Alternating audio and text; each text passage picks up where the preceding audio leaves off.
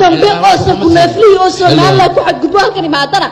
nacam Allah waxa ku maray inaan shanshan ugu taageero Soomaaliya soo hadal qaado oo taakeexa xagee la joogaa mujisiyeer baa la joogaa hargeysa meel joogaa xafada jigjiga meel joogaa halkeena ku soo arkayseen daawadayaal waxa uu dagaalkani si toos ah u dhaxmaray xasan Firimbi oo xildhibaan ka tirsan golaha baarlamaanka iyo xildhibaan Gobson haddaba committee ugu qor ayaa qaldan labadoodan xildhibaan committee noo soo qor aad baa ugu maastay muuqaalka sheer gare dadkayga hadiyo dadkayga wala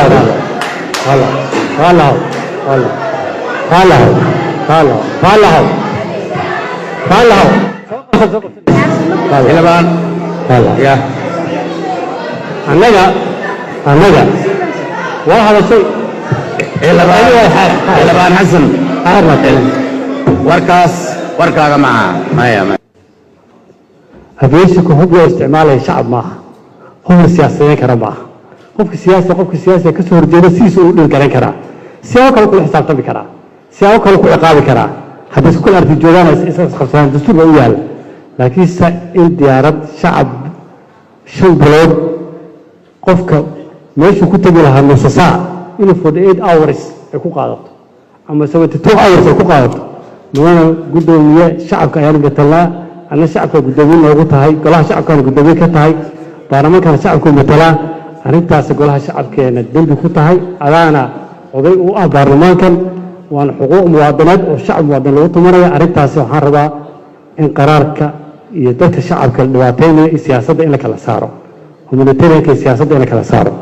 ninka ahmadooda iska celinaya iyo ninka la dagaalamaya soo jooga ha u tago haddii saas kula jeedaan laakiin dadka maatada ah dumarka iyo caruurta iyo dadka socotada ah yaa la dhexgelin ninkaasi siyaasadda isku hayaane ama election ha ahaato ama arrimo kale ha ahaato ha wajaho ama ha la heshiiyo ama ha si kaa ku wajaho se u taala laakiinse maxasta iyo caruurta iyo dumarka iyo dadka waayeelka bir ramadaan baa lagu jiraa shacabka diyaaradooda ha loo fasaxo taasoo qodobkaas qodobka xildhibaanada muddo gudoomiye xildhibaanada waxa ku dhacay goobjoog baan u helay waan la kulannay muusika way ku soo gudbinay adigoo iyagoo elaboorka jooga kula soo hadleen gudoomiye waxaasaa nagu dhacay wixii adig iyo madaxda kale iyo howlihii dhex barayna waan ognahay hadda inaan faahfaahiyo muhiim ma ah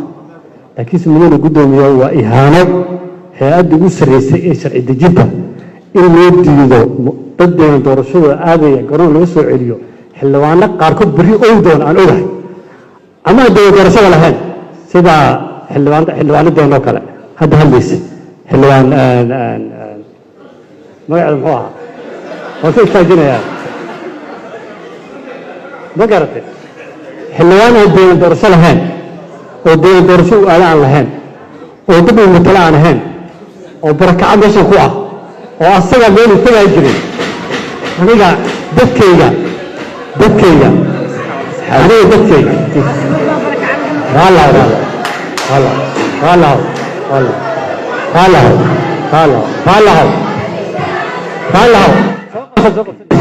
xildhibaan ya annaga waa hadashay xildhibaan xasan warkaaga maya xildhibaan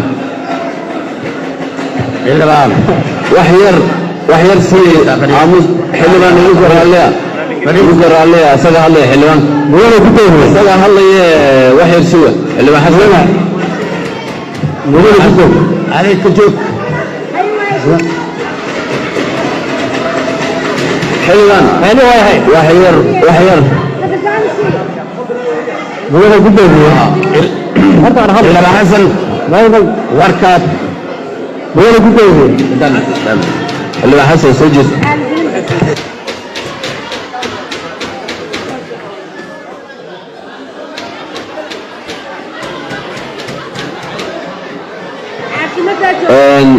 ugu raalliga xildhibaanada waxaan codsanaynaa intuu hadlayo isaga iyo taalaay wax yar xildhibaanada miiska garaacaya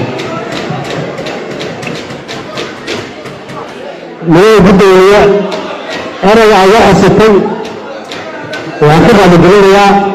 raaligelin baan siinayaa arrinta barakacaha xildhibaan idhegeyso horta aniga hadlaya waxay raalli ahaada أنا شرفت له وحيد السبب قال يا هذا واضح واضح هيك قال كلام حسنا قال كلام حسنا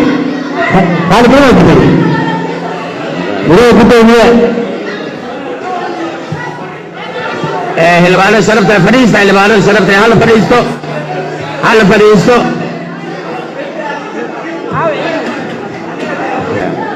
إلبان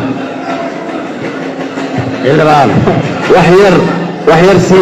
عموس حلبان يقر عليها سجى عليه حلبان سجى عليه وحير سوى حلبان حسنا عليك تشوف حلوان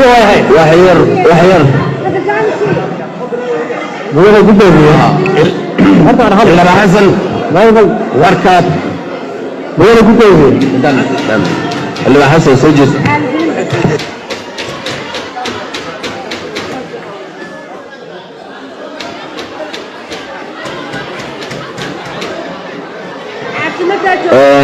يذكر عليه xildhibaanada waxaan codsanaynaa intuu hadlayo isaga iyo taallaa wax yar xildhibaanada miiska garaacaya مرة بدأ أنا أجا حسيتي وأنت بعد قلنا بعد قلنا سينا يا أريد بركة xildhibaan idinay soorta aniga hadlaya wax qaali hada أنا شرفت له وحيد السبب قال هذا واضح هيك قال كلام حسنا قال كلام حسنا قال كلام حسنا مرة بدأ أنا شرفت له فريست أنا شرفت له هلا فريستو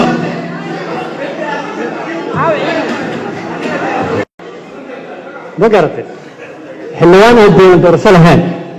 والدين درسوا على لهن ودبوا مثل عن هن